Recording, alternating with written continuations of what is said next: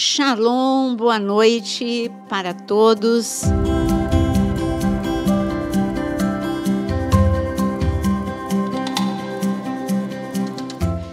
Hoje a nossa mesa está completa e uma pessoa que já veio falou de inteligência artificial, não foi? Foi, pastora. Então, é o pastor Fred. Boa noite, pastor Fred. Oi, pastora. Boa noite, pastor Vinícius, pastor Jonas. Boa noite. E o pastor Vinícius tem algo para falar para a gente. Hoje eu estou resumindo, eu falei boa noite para todo mundo de uma vez só. O pastor Jonas, boa noite. Pastor Jonas. Boa noite. Como sempre, né, pedindo a todos para vocês não esquecerem, aqueles que até hoje ainda não se inscreveram no canal, dá essa força pra gente, se inscreva no canal.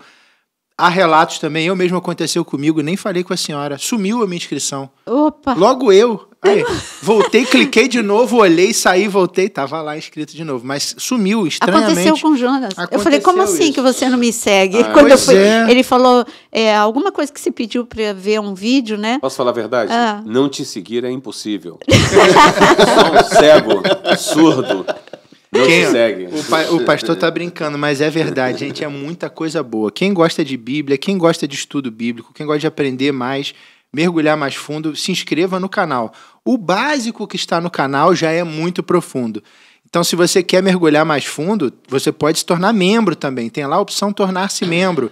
E aí você tem várias opções que você pode escolher para ter acesso a conteúdos exclusivos, a cursos, a videoaulas, a coisa realmente mais profunda. Mas, por hora, vai curtindo aí, vai clicando no joinha.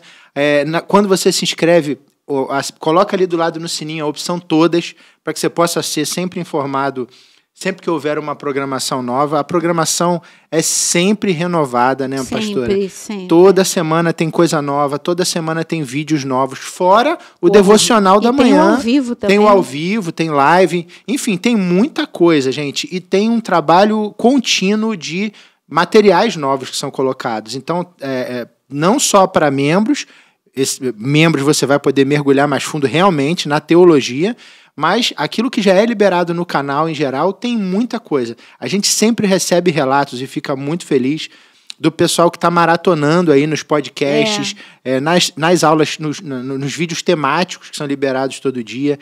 Tem muita coisa legal. Então, clica aí no joinha, compartilha, já vai compartilhando aí com um grupo de zap, com família, com quem você sabe que é apaixonado pela palavra, que você com isso vai estar ajudando o canal. A gente sempre fala, mas é importante falar, é a sua forma de ajudar o canal a ganhar uma visibilidade maior, de fazer com que o YouTube entenda que pessoas que buscam por esse tipo de conteúdo, ele recomenda, então chega até um número maior de pessoas, e aí você está ajudando demais o canal a crescer. O tema de hoje, tema maravilhoso, tema que muita gente pergunta, tem bastante coisa nas redes sobre esse tema que nós vamos falar, mas como a pastora sempre diz aqui, eu já vou atropelar, já que ela botou no meu colo, eu vou atropelar. É importante que você saiba, o nosso podcast não é um podcast de discussão teológica, não é um podcast que é um bate-papo entre pastores do Ministério Unidade em Cristo. A gente aqui não pretende te convencer de nada, mas a base aqui é Bíblia. Se está na palavra, se está na Bíblia, é isso que a gente passa para vocês. Não é o que eu entendo, o que a pastora entende, o que o pastor Fred entende ou o pastor Jonas. É o que está na palavra. É aqui que a gente mergulha.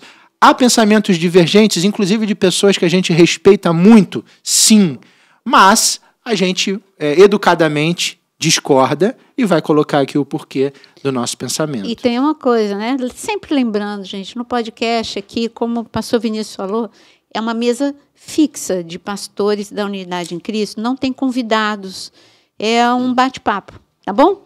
Então, o assunto são os nefilins. E assim como aqui tem como tema no meu canal, tem um que é Lilith existiu mesmo, é tão polêmico quanto Lilith, né? Uhum. Então, vamos hoje ver quem são os nefilins, aonde está escrito na Bíblia, o que nós cremos, o que é dito, porque tem três posições correntes em relação aos nefilins. E eu gostaria de pedir que um de vocês pudesse ler o texto onde eles aparecem, em Gênesis capítulo 6, antes do dilúvio. Ok. Vou ler o texto, ler de 1 até 4, tá? Como se foram multiplicando os homens na terra e lhes nasceram filhas, vendo os filhos de Deus que as filhas dos homens eram formosas, tomaram para si mulheres, as que entre todas mais lhes agradaram.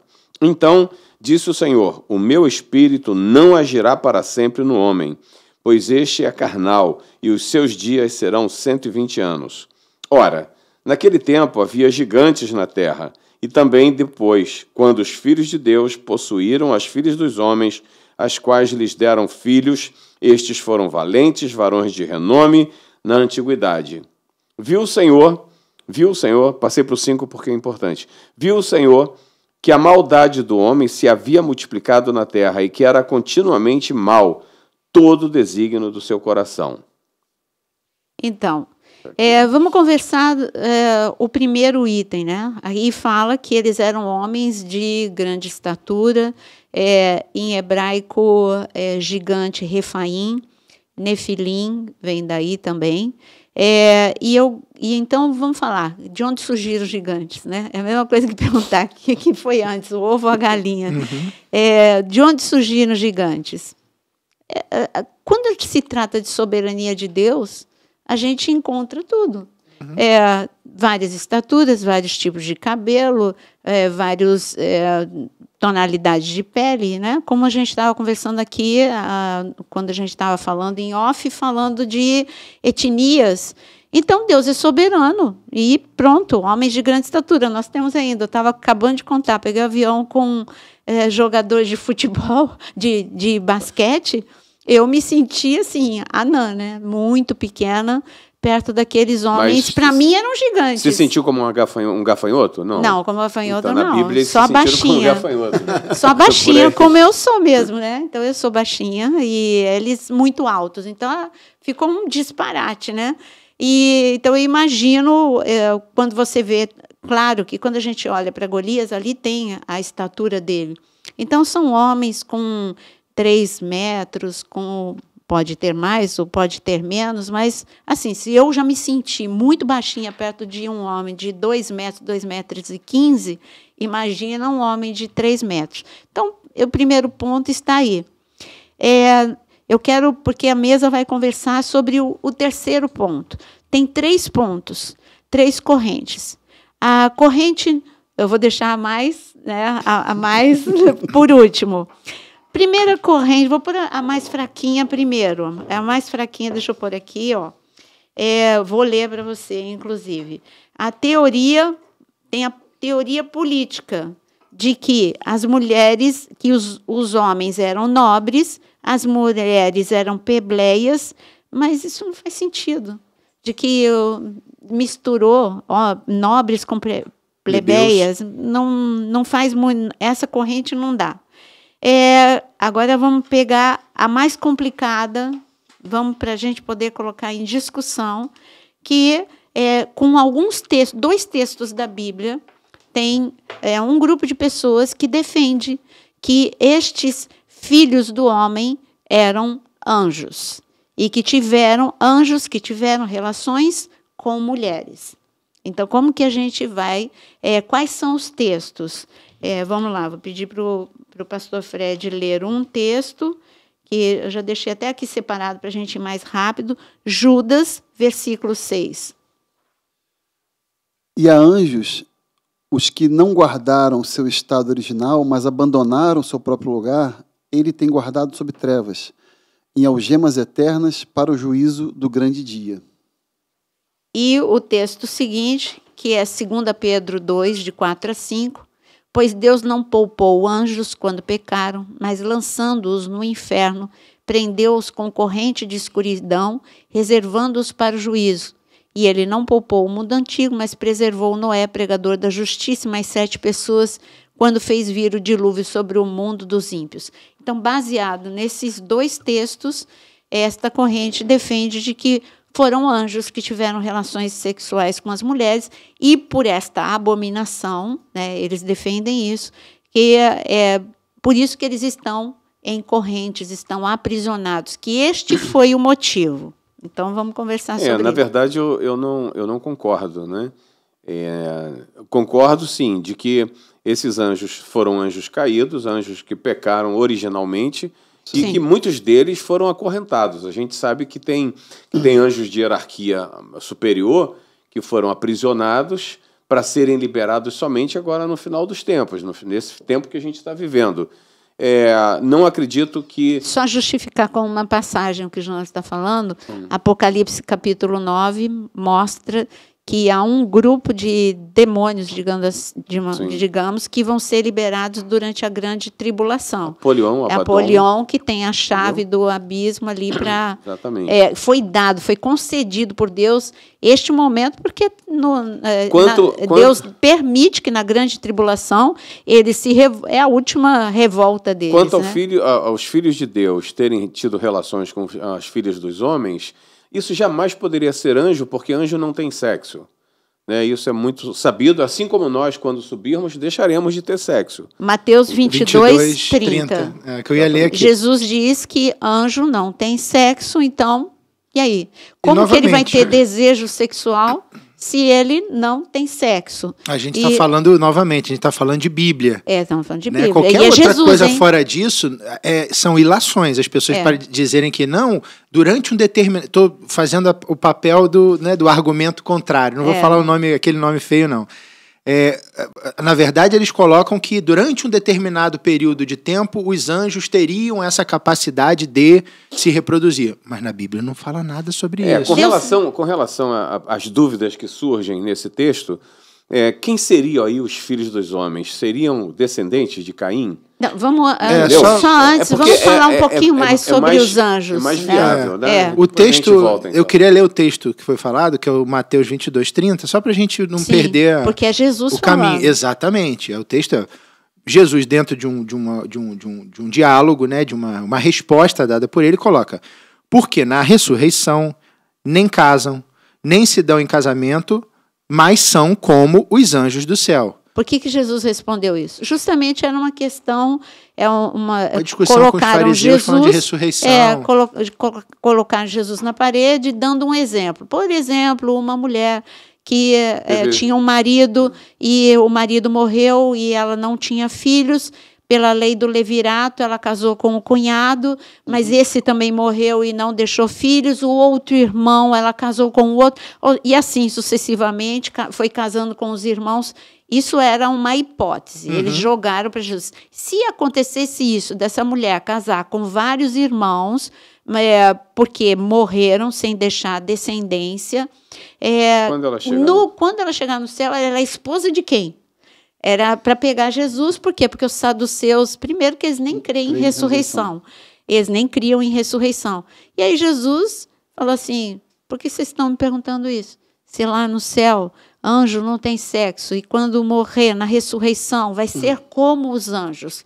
Não vai ter um corpo carnal, né? Um corpo, aí é um outro tipo de corpo, um corpo da ressurreição. Então é isso. Então a resposta de Jesus... a gente pode descartar anjos, então. Mas peraí, porque falam muito. Tem muita gente falando isso. Eu sei, então a gente não pode ser rápido. Vamos discutir um pouquinho mais sobre isso, porque como muitas pessoas creem, como disse o Vinícius, aqui a gente não está para dizer, não, você não pode crer nisso. Nós só estamos falando que biblicamente não dá para sustentar. Esses 2 versículos, tanto de Judas 6, quanto 2 Pedro 2, de 4 a 5, está falando, como Jonas falou, sobre a rebelião no céu.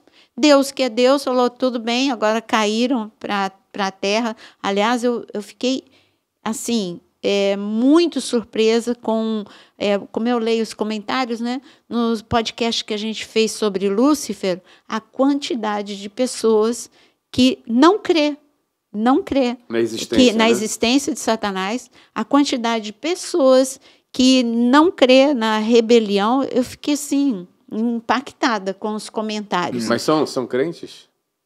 Não dá para saber no comentário. O que acontece é que a gente tem visto recentemente, eu tenho olhado bastante isso até em rede social, e com algumas pessoas, depois que uma pessoa famosa andou falando sobre inferno, né, a teoria da inexistência do inferno, de ser algo figurativo, deu uma enxurrada de pessoas falando sobre o assunto e cada um se deu o direito de falar aquilo que imagina.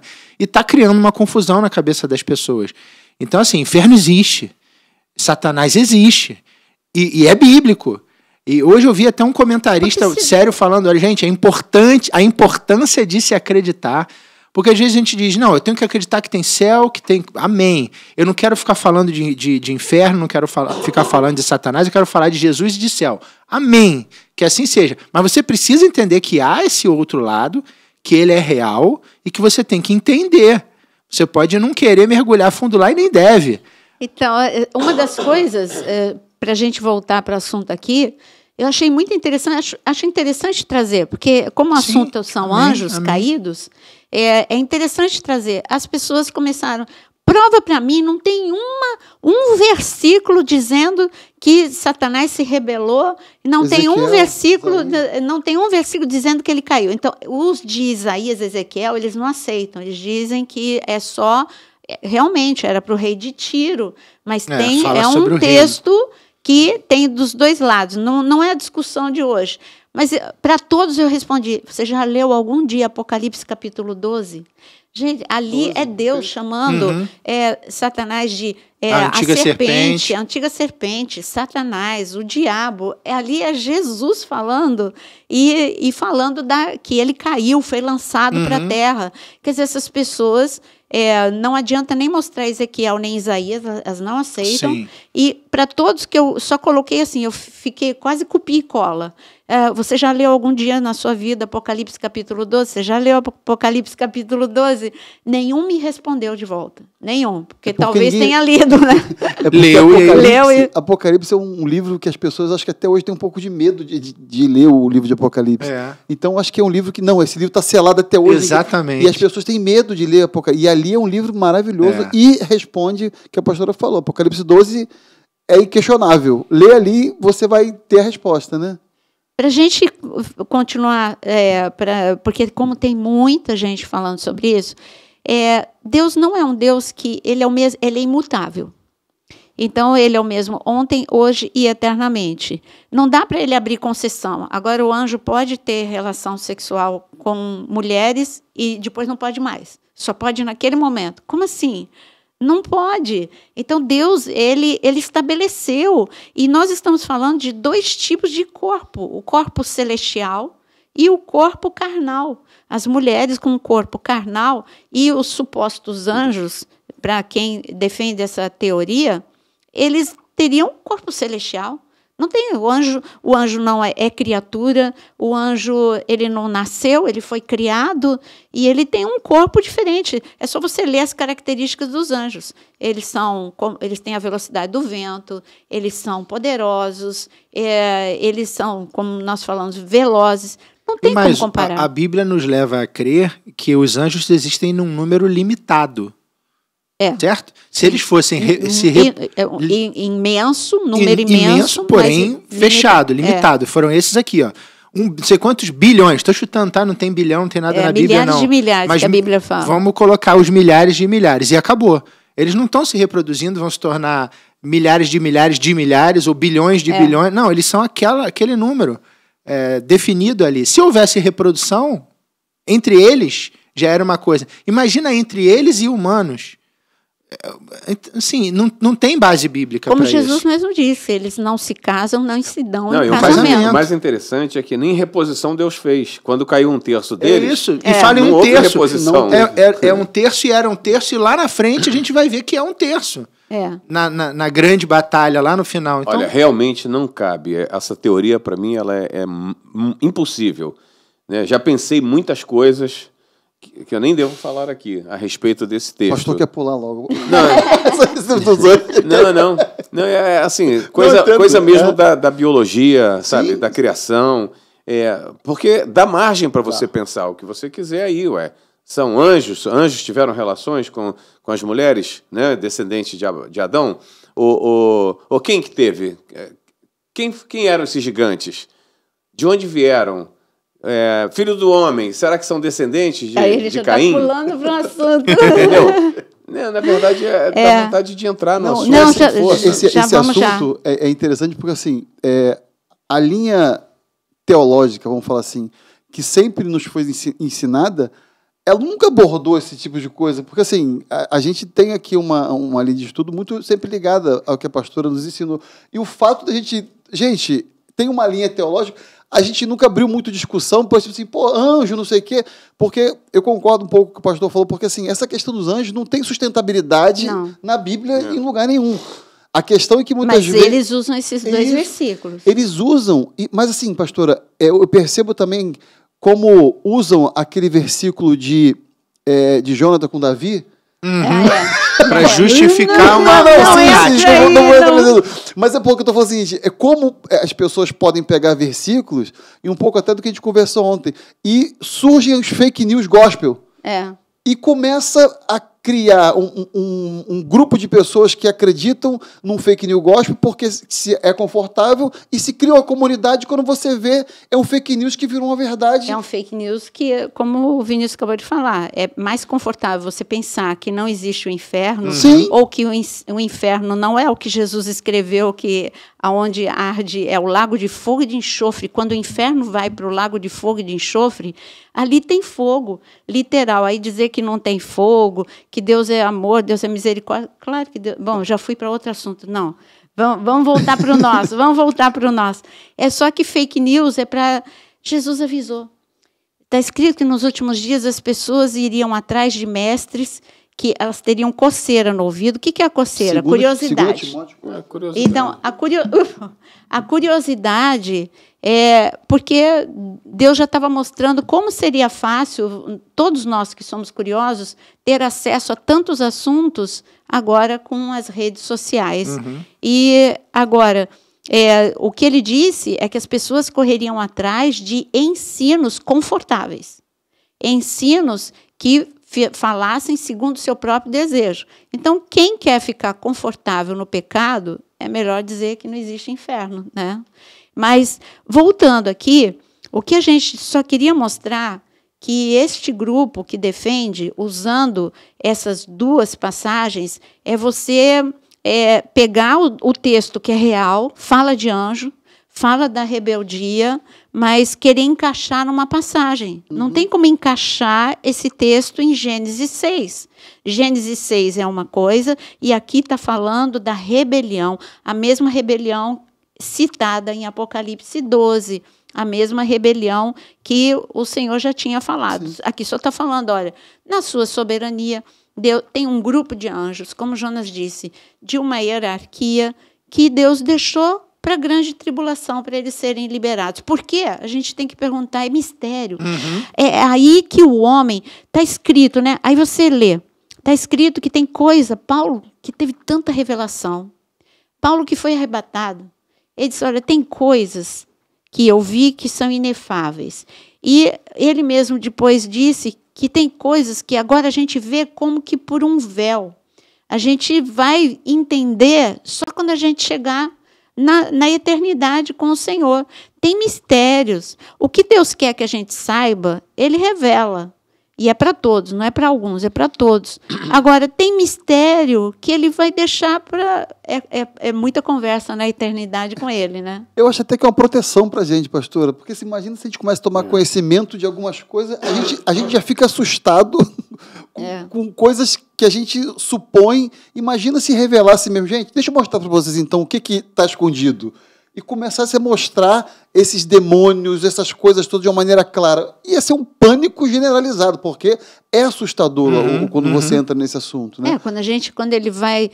talvez ele tenha uma conversa com lá, eu vou contar em detalhes para vocês, agora aqui na eternidade, como é que foi a rebelião. Agora pode, senta aí, senta todo mundo aí. Vou passar o fio para vocês. Vai ter um assunto para a eternidade, de muita coisa.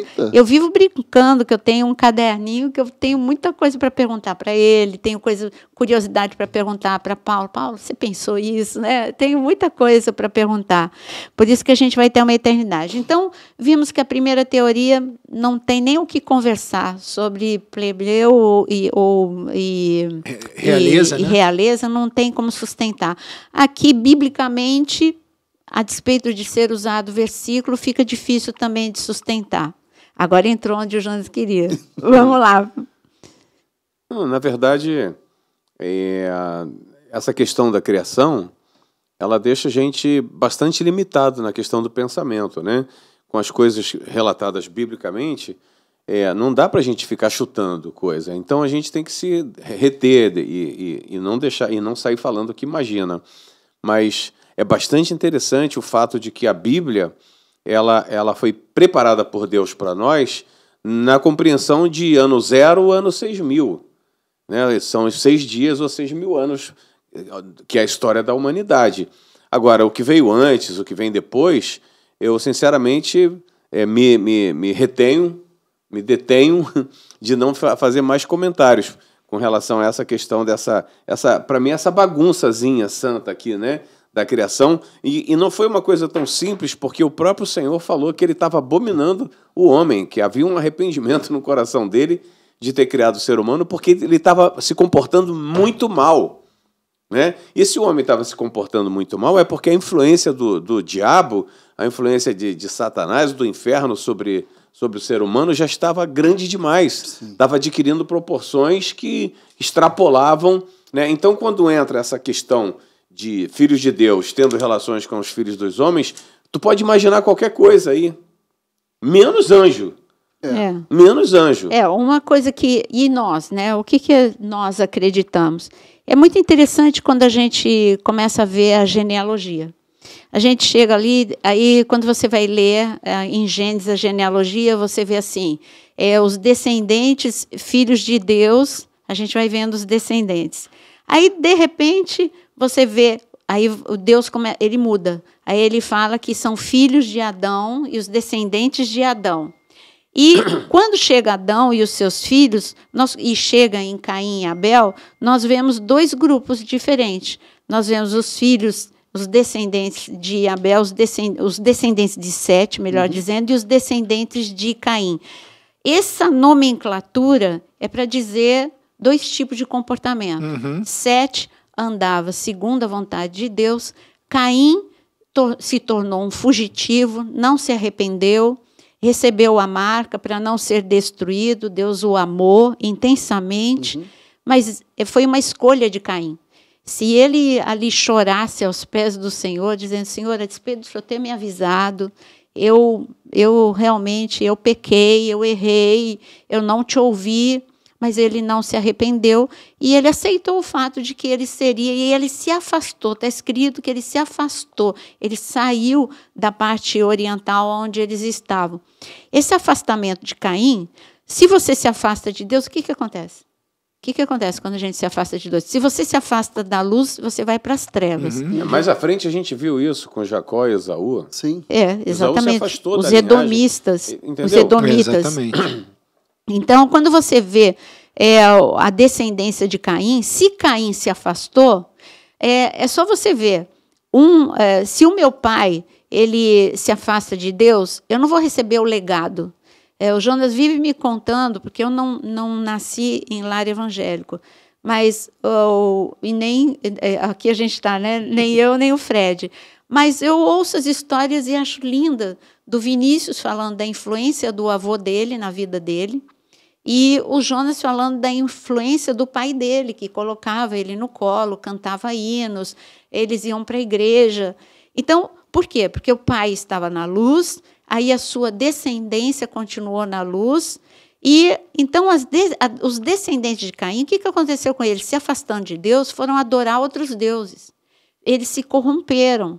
Então, quando fala de filhos de Deus e filhas do homem, nós cremos que estamos falando de 2 grupos diferentes, os descendentes de Sete e os descendentes de Caim. E a gente vê claramente o que aconteceu com Salomão, quando ele casou com mulheres que adoravam outros deuses. A decadência espiritual de Salomão foi assim, vertiginosa, vertiginosa. A gente vê a queda de Sansão, quando ele se envolveu com Dalila, que cria em outros deuses, e ali levou a influência de Dalila na vida dele, levou ele a perder toda a unção dele. Graças a Deus que ele restaurou com Deus, e Deus, na sua grande misericórdia, restaurou. Então, a gente vê isso. Por isso que o que nós cremos é que são 2 grupos, E estes homens se casaram com mulheres que adoravam a demônios, que adoravam a outros deuses, e é claro que a descendência se tornou dessa forma. Você sabe que eu sempre entendi a criação de Deus, através de Adão e Eva, quando Deus fala para Adão sujeitar a terra, governar a terra, na minha compreensão, o Jardim do Éden foi plantado na terra, em algum lugar, que a gente imagina ser ali no Monte Moriá. Né? No Iraque. Não. Aí é espiritual. Antiga. É espiritual. É espiritual, então. Eu acho que o fato o físico seria naquela região do Iraque. O fato de Deus ter colocado sempre muito foco nesse monte, eu tenho minha fé de que, a minha crença de que foi ali que Deus criou Adão, tá? Porque o judaísmo fala muito isso. É o judaísmo. Sim, mas eu estou me baseando na minha crença, na minha fé. Faz sentido, né? Não estou pensando sozinho. Sim, sim. Né? E quando Deus manda Adão governar a terra, Deus está falando para Adão lançar a sua influência sobre toda a terra. Ou seja, o Éden, expande o Éden agora sobre toda a terra. E isso não aconteceu. Né? Isso foi paralisado logo lá no início, quando Satanás os levaram à desobediência. Né? Então, por que você acha, ou por que vocês acham, ou que pensam a respeito, por que Adão tinha que expandir o Éden sobre toda a terra? É uma pergunta que talvez vocês não possam responder. Mas eu gostaria de discutir esse assunto. Não é legal discutir no ar isso? Né? Será que tinha já alguma coisa na Terra que era necessário que o Éden ocupasse toda a Terra? Não. Me entende? Não, eu creio que até existe um padrão, né? Vamos dizer que é um padrão. Dentro daquele padrão, o Senhor esperava que aquilo fosse multiplicado dentro daquele padrão. E o homem preferiu criar um padrão novo. Sim. Como acontece até hoje. A gente recebe uma direção do Senhor e se você seguir aquela direção, é o que Deuteronômio fala. É vida ou morte, bênção ou maldição. Escolhe a vida. Ele te dá o caminho da vida. Se você continuar a cultivar o Éden espiritual, você vai colher o fruto agradável, suave e harmônico do Éden. Mas se você escolher comer ou seguir na direção daquilo que ele proibiu, certamente você vai ser expulso do Éden na tua vida também e não vai conseguir multiplicar aquela harmonia, aquele clima agradável que éramos para viver até hoje, né? Fala, Fred. Não, essa questão que a pastora colocou, que o pastor colocou, existe ali duas linhas, né? Os filhos de Deus, a descendência de Sete, a descendência de Caim. E aí, eu sou apaixonado por Gênesis e assim, poxa, a gente podia ficar aqui, né? Porque é lindo, assim, é maravilhoso falar sobre Gênesis. Mas quando a gente vê duas linhas, os filhos da obediência e os filhos da desobediência caminhando, antes disso, não estava tendo problema. Apesar de Caim ser próspero. Porque Caim montou cidades. Né? Ele prosperou. Sim. Ele, mesmo debaixo da desobediência, ele cresceu. A grande problemática que a gente lê... É mistura. É mistura. Essa é a problemática que surge que quando um filho de Deus que está na obediência se mistura e começa a absorver uma mescla que é o maior perigo que nós temos hoje em dia. Que é eu também jogar nos dois lados. Não, eu sou... E isso não existe, porque a palavra diz que, cara, ou você é amigo de Deus... Ou você é luz ou trevas, ou é quente ou é frio. É uma dicotomia o tempo todo. Não existe. Então, essa mistura que aconteceu aqui, que a gente lê, e os filhos de Deus possuíram as filhas dos homens, gerou um tipo de descendência, e quando você vê Davi se misturando com Batseba, debaixo de uma direção da carne, gerou morte. Né? O primeiro filho dos dois morreu. Depois de arrependimento, aí a coisa muda. O problema de tudo isso é qual? É que andarão dois juntos se não houver acordo. Então, eles entraram em acordo. E aí? qual foi o acordo? É aquilo de Salomão. O acordo de Salomão pode trazer seus deuses. Aliás, eu acho que eu vou até, né, Salomão, vou até também adorar Camus. Eu também vou adorar. E foi a abominação da abominação. Quem é Camus? Pastora, É sacrifício humano. Mas Deus abre concessão, Salomão pastora? que viu Deus. Salomão isso. que teve visão, que teve sonho com Deus, que recebeu sabedoria de Deus. Aí a gente vê essa passagem de Gênesis 6 tão isolada, ela está muito perto do que aconteceu, como eu disse, com Salomão. E gigante, por que deixa gigante uma coisa tão diferente, até conectando com esses anjos, com essas duas passagens que essas pessoas afirmam? Mas, gente, gigante continua acontecendo na Bíblia. Davi lutou com gigantes. Sobrinho de Davi lutou com gigante. A gente vê as tribos, quando saem do deserto, elas entram na Terra Prometida, tinha gigantes. Mas você agora já está se referindo a um passo à frente, porque antes desse exemplo que você deu, teve o dilúvio. Noé, com a sua família, não tinha como gerar gigantes. Não. Quem fala dos dois versículos, como sustentando essa teoria, isola a existência de gigantes, que esses gigantes eram os anjos, porque, afinal, não tinha homens assim. Mas a gente vê que que vai continuar tendo gigantes. Etnia, né? Não é algo diferente. Na versão que eu estou lendo da NVI, diz, inclusive, o seguinte: eles foram heróis do passado. Homens famosos.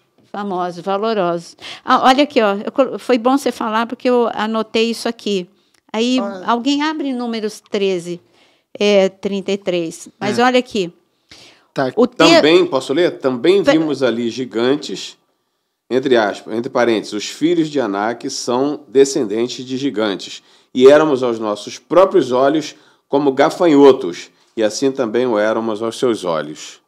A gente continua vendo gigantes. Eles dizem até descendentes dos nefilins. Eu só quero deixar claro que gigante aqui é gigante mesmo. Porque para você, uma estatura normal, se sentir gafanhoto, então não era gigante de 2 metros, 2,15 metros. Era um gigante de 3 metros para cima. Até. O contexto de Números 13 é interessante, porque, se eu não me engano, aqui... Nós temos a altura aí de Golias. A palavra mesmo 3 fala. 3 metros e pouco. Então, assim, esse contexto de Números 13 é interessante, porque eles viram gigantes e ficaram com medo, né? Mas isso significa que existiam gigantes. Mas, pastor, a questão dos famosos que a senhora vai comentar? Sim. E por falar em gigantes, os nossos filhos, eles estão ficando mais altos e com uns pés gigantes. Não, para dizer, teve gigante, mas só falando como que as coisas podem mudar. Hoje, qualquer garoto está aí com pé 43, 44, né? E na minha época isso não tinha, não. Nem meus irmãos, nem os meus primos, nem os meus amigos, não tinha, não. Mas vamos lá, os nefilins, aqui eu peguei um texto, agora nem sei de quem que era. Os nefilins eram gigantes. O texto de Gênesis 6 não explica exatamente se os nefilins eram literalmente gigantes em estatura. Ele está defendendo a palavra que você acabou de dizer. A palavra nefilim, eles eram homens com força, poder, fama e feitos. A melhor tradução de nefilim é poderosos. Eu ia até falar algo valentes, sobre isso homens. E se você vê em Gênesis 6:4, olha o que está escrito sobre eles. Eram homens valentes, homens de renome na antiguidade. Gênesis 6:4. Assim, também é uma linha, estamos colocando aqui. É uma linha que, assim, ela gera uma certa...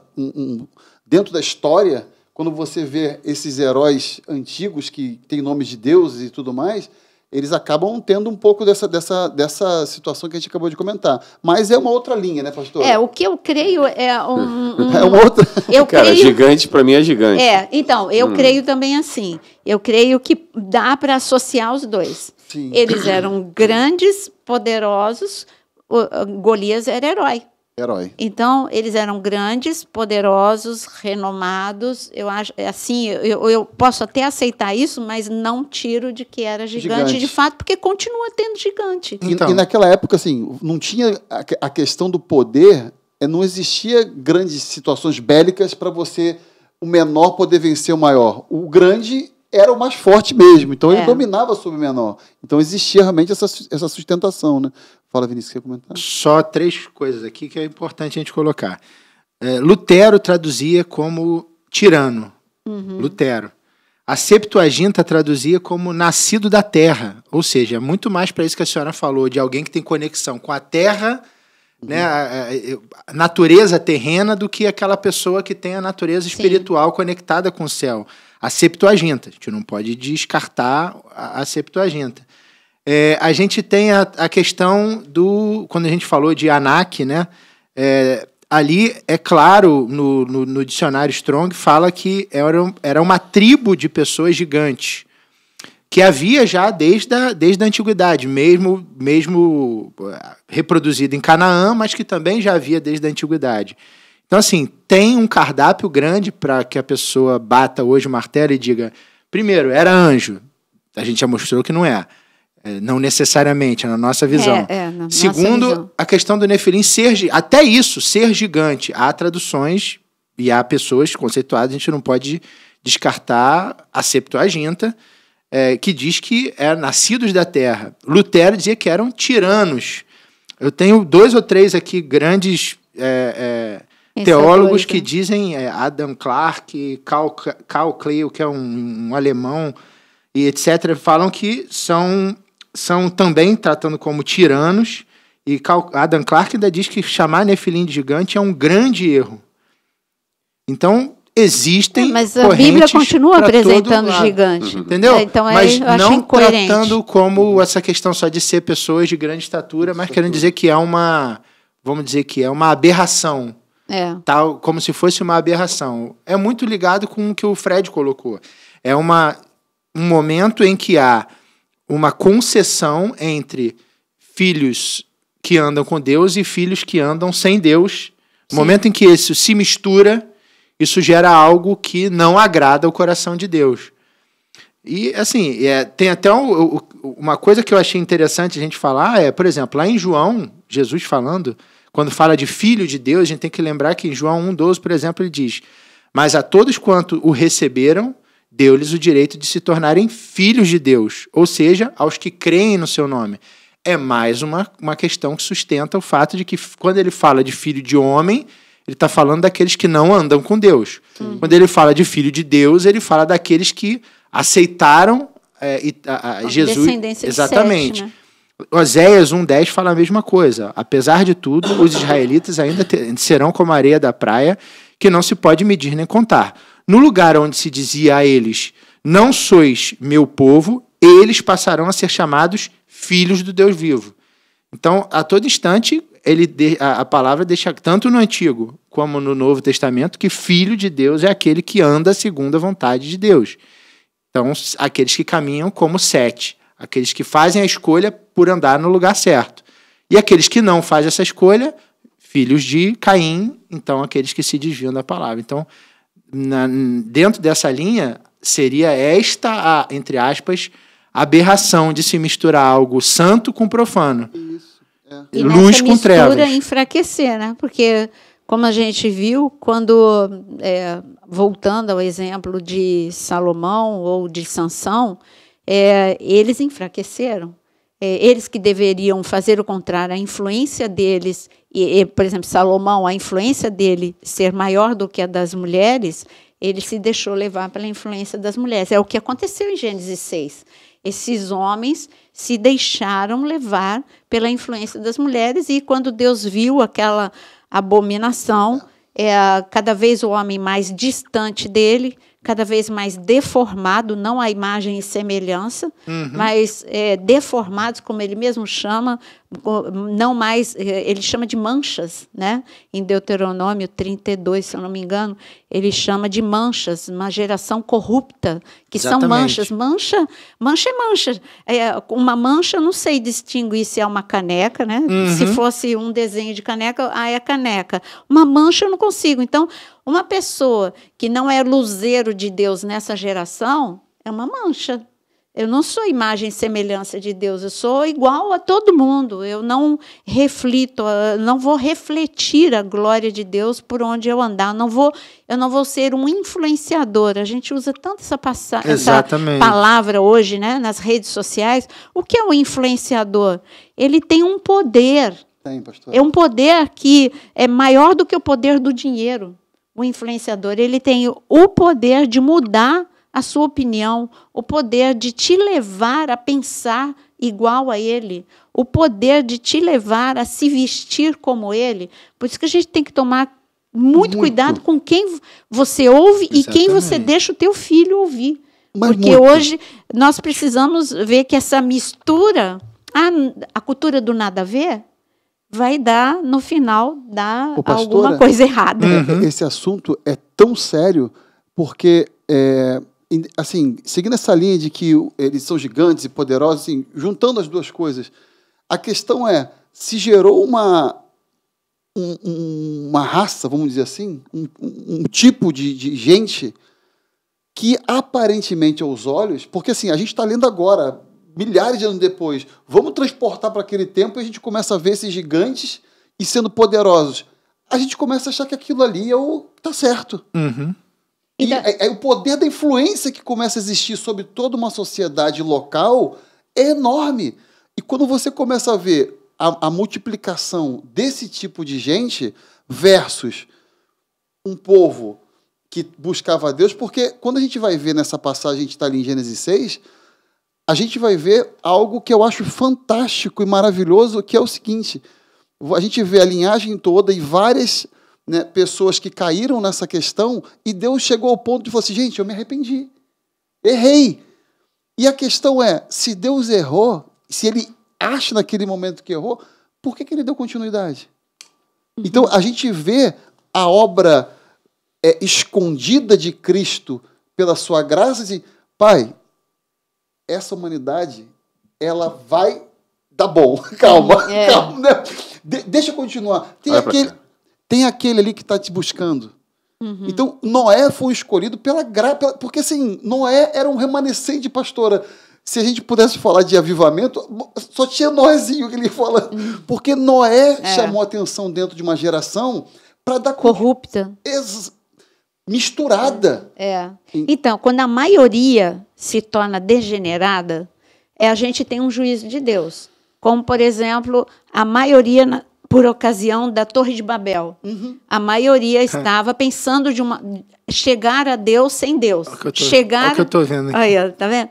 O zigurate aí, o Vinícius vendo do zigurate, eu falando. Então foi algo coletivo. É o que me veio na cabeça. A maioria queria poder sem Deus. Aqui, em Gênesis 6, Deus está mostrando que a maioria, a partir desta união e desta aliança, a maioria se afastou dele. E aí, por isso que a gente tem, como Jonas leu, o dilúvio, porque, como você acabou de falar, Deus encontrou tá bom, vou salvar este, mas a maioria vai ter o juízo. E é isso que acontece. Quando a gente vê também as tribos do sul e as tribos do norte, antes do exílio, Deus levantava um profeta e 1, 2, 3, 4, 5 se arrependiam, Deus deixava o juízo para mais tarde. O juízo só era exercido quando a grande maioria estava afastada dele. Então, o Gênesis 6 é algo que a gente vai ver de forma bem repetida na Bíblia. Tem a maioria fazendo isso, então tem o juízo de Deus. Tem um pouquinho, olha, mas Deus não é a mesma proporção. Tem buscando a minha presença, então eu vou salvar, então eu vou mandar proteção. Esse é o Deus que Pastora, a gente serve. E o mais lindo é que assim, a gente trazendo essa Gênesis 6 para hoje, Noé pregou. Né? Noé, ele não se conteve simplesmente em construir a arca, mas eu estava lembrando aqui desse texto de 2 Pedro 2,5, ele era o pregador da justiça. Então ele também anunciou, só que dentro de uma mescla corrompida... Uma geração ensurdecida. É isso. Não escuta a verdade, porque está tampado. A mistura fez com que a mentira, o engano se tornasse a verdade deles e eles navegam dentro de uma questão que aos olhos está tudo muito bonito. Eu vou trazer uma polêmica aqui agora. Para mim, é a mesma coisa que, não na mesma proporção, mas Deus se entristece muito em ver cristãos carnais e cristãos espirituais. E, quando ele olha para os cristãos carnais, eu vejo bem a diferença. Acho que você foi meu aluno nessa época, quando eu falei sobre a diferença entre o exército de Davi e o exército de Saul. O exército de Saul era assim o símbolo daquele. Por que ele era intimidado, recuado? Porque eles eram símbolos dos cristãos carnais, que não temem a Deus, que não eles não buscam Deus como fonte. Agora, o exército de Davi era diferente, por isso que a armadura dele era diferente. É isso, o que está escrito em Gênesis 6, cuidado com aquilo que você vai reproduzir. Você precisa... E também cuidado com muitos ensinos que você vê nas redes sociais. A palavra mesmo te ensina a conferir tudo. Não pegue textos isolados. A palavra ela é única. Ela tem... Os princípios de Deus são imutáveis. Então, de Gênesis a Apocalipse vai dizer uma coisa só. Não tem como sustentar com 2 versículos isolados uma teoria. Por isso, tome cuidado. Mas isso ninguém vai perder salvação com isso. A gente só está aqui discutindo. Você é livre, ninguém precisa brigar nos comentários, tá? Ninguém precisa agredir, nem brigar nos comentários. Você continue crendo naquilo que você tá crendo. Você não precisa discutir com a gente, não. A nossa intenção aqui hoje foi só trazer à luz 3 correntes e falamos qual é a nossa. E você pode ter a sua. Mas sejam bereanos. Sejam bereanos. Confiram tudo à luz da palavra de Deus. Tempo dos bereanos. Né? Na verdade, a gente teve aqui dentro dos primeiros 1000 anos da existência do homem, segundo a imagem e semelhança do nosso Deus. Né? Dali para cá, muita coisa aconteceu. Estamos aqui, né, no 6º ano, no 6º dia, no 6º milênio, né, da criação. Desesperados, ansiosos para termos o nosso encontro com o Senhor. É importante falarmos do passado? É importante até para que haja uma discussão e a gente levante até algum conhecimento, né? Suscite conhecimentos a respeito da história da humanidade. Isso faz parte total, né, da história da humanidade. Ficarmos atentos para o mover do Espírito para esses dias, porque você pode ser um criador de polêmicas ou você pode ser um homem que está buscando a verdade de Deus. A verdade de Deus está no Deus encarnado, que é Jesus Cristo, que veio para nos socorrer, veio para nos salvar, tirou o pecado, né, de sobre os nossos ombros, nos purificou, abriu o grande portal dos céus, fez um convite geral a toda a humanidade. Aqui ele não está olhando se você é gigante, se você não é gigante, se você é descendente de Caim ou de Abel, né, o filho de Sete. O fato é que o Senhor veio, chamou a todos. Ele trabalhou para todos nós. E nós não podemos deixar isso em segundo pensamento. Por mais que a gente discuta aqui Gênesis 6, ou o primeiro capítulo de Gênesis, é importante você não perder de vista o desfecho de tudo isso, né? Porque a gente está discutindo aqui o que foi o princípio, né? Os primórdios da nossa história. Mas o fato é que Jesus está voltando.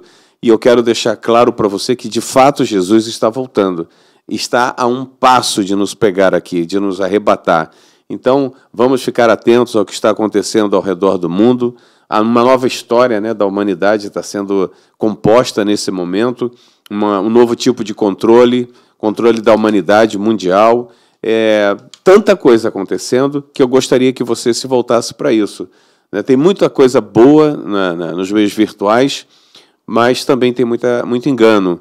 Então você precisa ficar atento, ver quem mais está próximo da palavra e segue ali fazendo seus estudos para você estar com óleo na sua lamparina, né? Que é muito importante. Hoje a gente falava, não sei com quem eu conversava, nós falávamos, acho que estávamos juntos ali no terreno, né? A respeito das 10 virgens. As 10 eram virgens, mas só 5 estavam com azeite um pouco acima do necessário para poder estar com a sua lamparina acesa na hora que o Salvador vier nos buscar. Fica ligado nisso, ore bastante, que você, o meu desejo, meu particular, é que você faça parte do remanescente de Deus, porque tem um remanescente, sim, que vai passar por um grande avivamento, vai experimentar a grande chuva serôdia, que é o grande avivamento, a última colheita, a grande colheita, que você seja um produtor de frutos e frutos que permaneçam, para que a tua salvação esteja garantida, né, nos céus. Que Deus te abençoe, que Deus inunde o coração de todos vocês com alegria, com a sabedoria do Espírito Santo, que vocês sejam uma bênção de Deus aqui na terra. E lembrando que aqui no canal, vocês que amam Gênesis, como o Fred, tem a aula que foi ao vivo e continua. É só você clicar aí na coluninha do ao vivo, tem a aula de Gênesis 1, tem a aula de Gênesis 2, 3, 4 e 5, né, Aquino? Então, tem aí disponível para você, quando você abre aí no meu canal, foi no ao vivo, tá bom? Tem o Pentateuco na área de membros? Não, ainda não. Sugestão.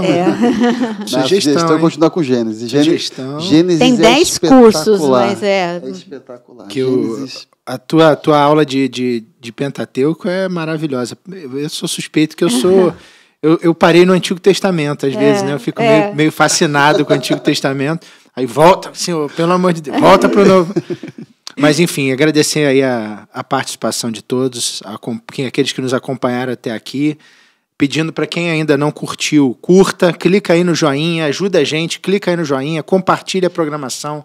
Aquela pessoa que você sabe que tem interesse nesse tema, que gosta dessas discussões teológicas, né, que para alguns nunca nem se preocuparam muito com isso, e como o pastor Jonas disse, não se preocupe com isso, realmente não deve se preocupar com isso, mas aquele que curte, passa para o seu amigo. Se você ainda não se inscreveu no canal, faça igual alguns conhecidos nossos, já mostra para ele, ó, clica aí, se inscreve aí, não vai ser não vai perder seu tempo. Aciona o sininho para que você seja avisado sempre que uma programação nova entra no ar. E nos ajude a divulgar o canal, ajude a divulgar a palavra do Senhor e que você já vai estar dando uma grande contribuição para que o canal possa alcançar vidas, que é o nosso maior objetivo. Agradecendo então a todos, desejando a todos uma boa noite. E lembrando, né, que tem o nosso grupo de WhatsApp, o terceiro grupo. Tá já lotou o grupo 1, lotou o grupo 2 e agora está lotando o grupo 3. Diz qual é a função do grupo. O grupo, gente, não é para conversar. É um grupo em que você vai estar recebendo tanto o devocional da manhã, quanto os temas, ou o podcast, ou o ao vivo da noite, para você poder... fica mais fácil, você só clica ali, você já entra, e também para você compartilhar com muitos, fica mais fácil para compartilhar. Que Deus abençoe. Amém.